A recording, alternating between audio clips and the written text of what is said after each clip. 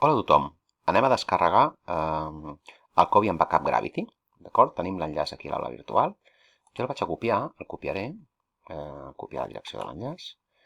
Me'n vaig a aquest usuari, l'enganxo i veurem que ens demana que consentim amb les galetes, d'acord? Si no volem consentir amb les galetes de tercers, el que podem fer per estalviar-nos-ho, torno enrere, és anar a una finestra d'incògnit, obrim una finestra d'incògnit, i així totes les galetes no quedaran registrades al nostre usuari. Per tant, enganxo.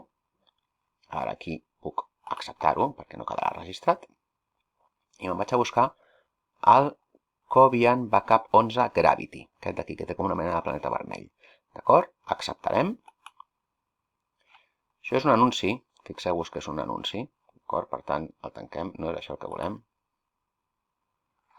I aquí, Covian Setup. Desa, a veure si ens l'ha baixat.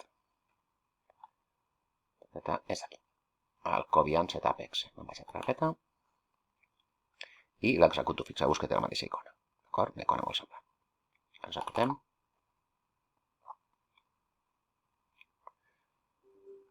Sí, volem permetre-ho. Triem l'idioma, en el nostre cas triarem català.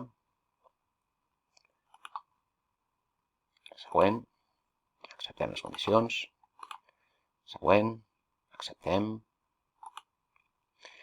Aquí, fixeu-vos que hi ha l'opció de com a servei o l'opció sense autoinici. Clar, l'autoinici vol dir que se'ns carregarà sempre. Si això hauríeu de valorar quina voleu. Jo us aconsello que per fer la pràctica agafeu només aquesta. D'acord? Podeu fer només per autoinici per l'usuari actual, per tots els usuaris. Bueno, jo, de moment, per treballar ara i anar-lo provant, us aconsello aquesta opció. Fem següent i l'instal·lem. A vegades dona error a un component que té, exacte, el shadow copy. No patiu que no afecta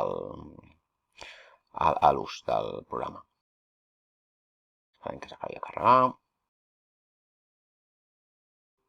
D'acord. Fet. Vale. Per confirmar que el tenim carregat, quan obrim aquí, m'ha d'aparèixer aquest símbol, Covian Backup Gravity.